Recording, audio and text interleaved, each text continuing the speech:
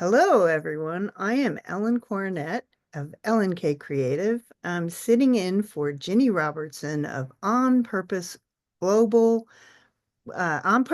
Global Community.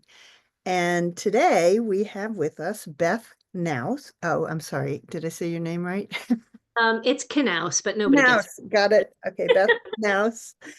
And welcome to Connections Over Coffee. We're gathering in with the On Purpose Women Global Community. We're really glad you're here if you're listening in. And and thank you for being with us. So you have to forgive me. I am reading from a little bit of a script and ad-libbing as I go. So we have a really great speaker with us here today, Beth Knaus, and we're going to be talking about facts versus feelings. Beth Knaus is an award-winning copywriter, brand messaging consultant, and CEO of That's a Spade Copywriting Services.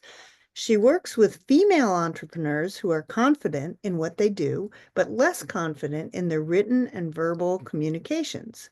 They want to elevate their content to attract the clients they want to serve and are done with general and overused language. Beth writes website copy, blogs, and other written deliverables that represent their authentic voice and perspective. Beth is also available for creative workshops and speaking engagements. And you can visit her website at that'saspade.com. So today, Beth is giving us a deep dive into content creation. And would you like me to read your little explanation, or do you want to jump right in? No, we can jump right in. All righty. Thank you very much. Take it away. Thank you, Ellen. So one of the things we talked about in our breakout room is the difference between copy and content. And I think that we also talked about how we all tend to use industry terms and we don't always consider whether people understand them or not. And then it becomes very confusing. So all copy is content, but not all content is copy. So copy is direct sales content. It's promotions, it's here's my offer, it's get my lead generator, it's you want them to make an investment in some way. And content is everything around that that leads people to take part in your copy when you put it out there.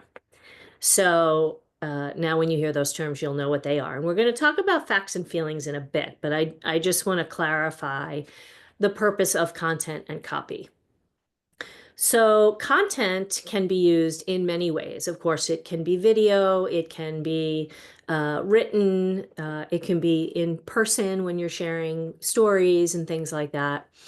But it's also, overall, the communications bubble, we have email, newsletters, we have LinkedIn articles, we have blogs, we have all of our social media posts, all of these things that go in all the places. So the first thing I'm going to say is we have a tendency to get pulled into thinking we have to be in all the places all the time because there are people who will tell you that.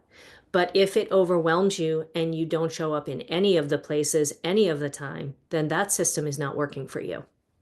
So you have to figure out how does that system work for you? And where is it that you want to be, you're comfortable being, you'll show up authentically, and you will attract the people you want to work with, technically with less time and effort because you'll be focusing just on the places that work for you and the things that you say that you're comfortable with that attract other people to you. So it just takes a little while to figure those things out. So, the purpose of content, you can start conversations that way. You can share thought leadership that way. Build know, like, and trust, which is so important. It is like this underlying foundational thing. If you want people to then see your copy posts and hit the call to action button. It offers value to show expertise in your content. It sparks curiosity and it can build relationships, not just with clients. And I see this in networking too. Like oftentimes people are like, oh, I'm just meeting these people in the networking room, or, just this person that I'm writing the post for is just clients. It's not. It's clients, it's referral partners, it's anybody who works in outer circles that can see the value in what you do and pass your name along, right? And not just to get a client or make money, but for a speaking opportunity or, something outside of just uh, getting money, a money exchange. So it's all an investment and it's all important. And since we mentioned, I think Mary, it was who mentioned, I think she had to leave, about, using AI. AI is a blessing and a curse, right? And you do have to learn, if you choose to learn how to use it, where is your personal AI integrity, is what I've been saying.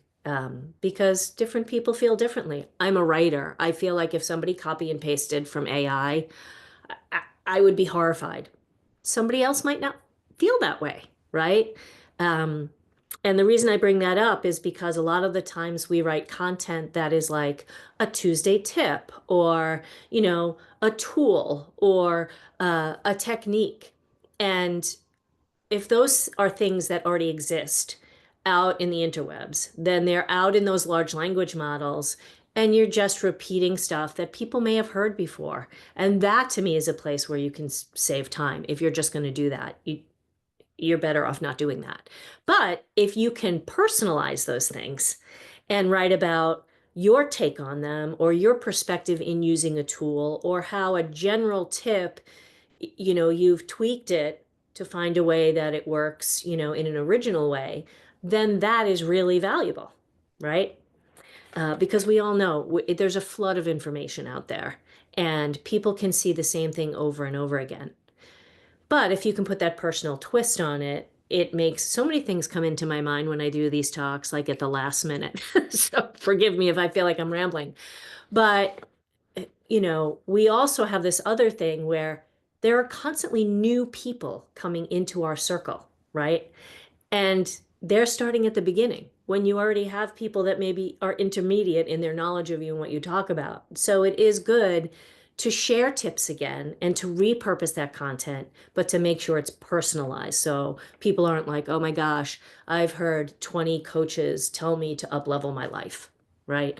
It's breaking it down into what that means to you as that coach. So, all right. So let's talk a little bit about the purpose of copy. Copy is direct promotion, it's to make a sale, it's to convert a client. You want to show clear value exchange in these posts. You want to show proof that you understand someone's need or what they think they want or need, and to validate that it exists and that you have the answer to that. And it should be motivating and inspiring, right? People should read any sort of promotional post and be like, oh, this is going to be so helpful. This lead generator, it's going to be, it's really going to help me work through this one thing or keep this checklist organized, or they have to feel like they're going to walk away with some sort of a deliverable with promotion. So a lot of people don't like to do sales, right? So again, it's all about personally, how can you help your potential client?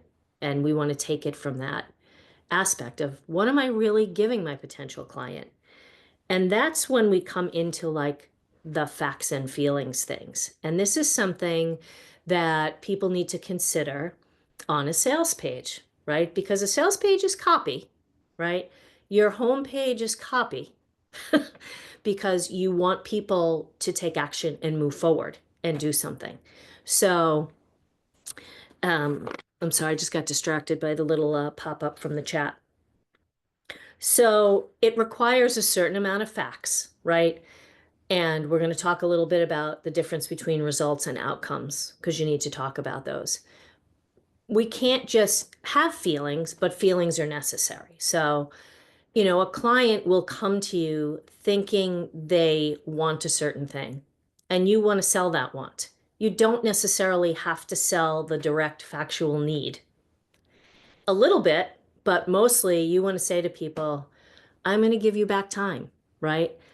And then you have to understand that by them getting back time, maybe it's that they can travel abroad to see a family member, or maybe they can spend time with an aging parent, or maybe they can work on their own personal endeavor. Like I write personally, and for me in my business, I want to find balance in my time so that I can spend time doing that, right? Or maybe they need to make more money because they have bills to pay, right? And it's like you're easing their financial burden. So it's all a matter of talking to that feeling or that anxiety that they're having. And in the room I was just in, we talked about how not everybody shows up necessarily with a clear pain point.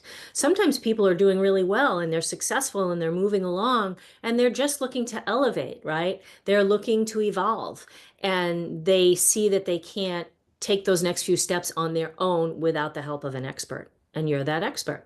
So these are things you want to think about when you're talking about what are you giving, right? What is it in your value exchange? I mean, it is nice for people to walk away with frameworks and um, workbooks and things like that, but maybe there's some self-talk for mindset that they're going to walk away with. Maybe you have a methodology. You want to make sure you highlight those things and not just talk to, you're going to feel great when we're done, or I understand that you're sad now, or that you're challenged now, or whatever. But by the end, you're going to be so confident. Like those are great things to say in your content, but in your copy, it's kind of brass tacks, right? What are you giving to people? And that's why oftentimes in copy posts you'll see a lot of bullets, because you don't want to take up too much time, right? We want to get to the point. We want to get them to the CTA, whether it's a social media post or a landing page. So let's talk for a minute about results and outcomes, because you want to talk about both of these. And results, for me, are a little more factual and they're a little more in the present, current, right? So after I write your website copy, for instance, you're going to have website copy and you can put your website up. That's the result. The outcome is that moving forward from the result, you are going to feel more confident. You are going to have people who come to your website if you're working the external forces like social media and blogs and all that sort of stuff to send people to the website. And then you're going to convert clients with the information on your website. So that's a longer term process, right? Those outcomes are going to resonate. Whereas the results are, hey, we worked together. I gave you a pretty good deck of website copy. And now it's a matter of how will that suit you moving forward? So that's another kind of thing. You can see there's a lot of nuances here, right? Between copy and content, between facts and feelings, and between results and outcomes. So it's really good to make yourself these separate lists when you're thinking about what do I have to write? Am I mentioning, make a checklist? Am I mentioning all these things in my promotional post? Am I putting too much sales in my content? Am I not putting enough sales focused? Or you don't use the word sales if you don't like it. Conversion focused content here so that I can find the best people for me because I can service them best. And at the end, that's what I want to do, is help people with what I can do. So let me see now where I am on my list here. So one of the things, I'm not sure I said this exactly, but I did. Sell what they want, but give what they need. You might know that they need a certain assessment. You might know that they're going to need more help with scheduling their actions. They're going to need more help with accountability. And it's not that you can't talk about those things. It's about how you present them. Like those are more like factual, tactical elements. But how are you going to use the language, right? Like none of us like to be told that we are procrastinators or we get distracted or that we can't handle our own accountability. But at the end of the day, we need that motivation, right? So maybe that motivation is in the form of check-ins, or maybe you're going to send an email, right? I'm going to send emails to, stay connected with you so that you feel supported while you move along with your actions. Because I think we can all say this at the end of the day, we can hear all kinds of wonderful information like this. It's the execution of the necessary actions to move forward. And it's something I struggle with, right? We can all say it, I'm sure, as creatives or entrepreneurs, or when it comes down to certain things. We need that sort of help with the execution and the action piece. So do your clients. And that's what you're telling them in the content, really. I mean, at the end of the day, yeah, I want to save time. I want to make money. I want to have work-life balance. How does that happen? I decide what I have to do. I decide what I don't have to do. And then I get moving on those action steps. Um, and that's kind of the underlying of everything, right? Like Emily was in my room and we were talking about, what are some good books to read if you want to figure out your money blocks and stuff. So one of the things you have to do is read. So you have to put that on your, put that on your calendar. And then maybe you have to go process what you read with Emily. So you need an appointment on your calendar with her, and those are things that you have to execute, take action on. So anyway, back to content and copy. One of the other issues that came up was writing about ourselves. And something I tell like my website clients is when you're working on an about page and a bio, but depending on where you're putting the bio, on your about page, the about page is not about you, it's about them, right? So yeah, you want to tell a personal story, you want to tell something relatable. You really want to say in summary, 5 or 10 years ago, I was circling also. I never posted anything because I wasn't familiar with my voice. I'm just giving you an example of what happens with me. But I now know how to do that. And I now know how to help you get introspective and go inward and find your voice. And then I also know how to help you use that voice in marketing in whatever level you're looking to do that. So I'm saying, hey, I wasn't that far behind you. So we can connect, right? And I can help you get to where I am. It's not that far off. Um, So I'm not really, I am talking about me, but the focus isn't on me. Focus isn't on me. It's indirect. I'm just telling you something about me so that I can talk about helping you. And it's hard, right? When we're alone and we have to write something and we're like, oh God, this is so about me. But we work for ourselves, and each of us is the swoosh. There's no Michael Jordan that's going to show up, and we're not the person behind the curtain. We're the person in front of the curtain. And so we do have to be able to talk about ourselves. Um, I could go on forever, but I think I'm going to stop in case anybody has questions and we want to talk about any of these concepts, because I feel like I shared a lot. Thank you so much, Beth. We're going to do the questions as soon as I close out Sure. the Zoom call. So let's have everybody unmute for a moment so we can just go, oh my goodness, thank you for very much for all of that great insight and the whole idea of really going beyond just sort of writing words and really thinking about where you're going with it. Thank you. Yay. Let's hear it. Yay. Thank you, Beth. Yay. For everybody. All right. Do you want to say again what your website is or what you'd like to offer to anyone who's listening today? Yeah, sure. So my website is That's a Spade, THATSASPADE.com. I had to think about that. And when you go there, you can sign up for my workbook, Communicating with Confidence. It helps you go through some questions for to help you get a little deeper into your story and figure out some things you want to say to your audience. And I'm on all the socials. That's a Spade, Beth Knaus, and I would love to connect. Thank you very much. And you can connect with Ginny Robertson at OPWGC.com. And we'll see you guys later.